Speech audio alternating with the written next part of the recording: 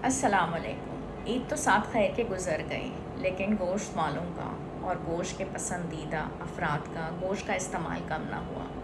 ये जानना सबके लिए बहुत ज़्यादा ज़रूरी है कि एक दिन में गोश्त का इस्तेमाल 100 ग्राम से ज़्यादा ना हो। और ये जो सैचुरेटेड फ़ैट्स का इंटेक सारे लोग करते हैं, उसकी वजह से ना सिर्फ कोलेस्ट्रॉल लेवल्स बढ़ जाते हैं और इसकी वजह से वज़न भी बढ़ जाता है, हार्ट डिज़ीज़ है, डायबिटीज़ है। सैचुरेटेड फ़ैट्स और जिस तरीके से हमारा खाना बनाने का तरीका है, गोश्त का इस्तेमाल इतना हो जितना कि आपके हथेली का साइज़ है।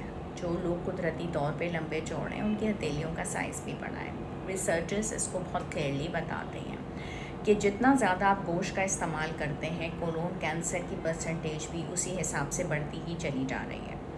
तो ये सोचना और समझना बहुत ज़्यादा ज़रूरी है कि गोश्त का इस्तेमाल कीजिए, ज़रूर कीजिए। प्रोटीन्स हैं इसके अंदर, लेकिन अगर एक दफ़ा कर लिया है तो दूसरे वक्त में दाल सब्ज़ी का इस्तेमाल करें।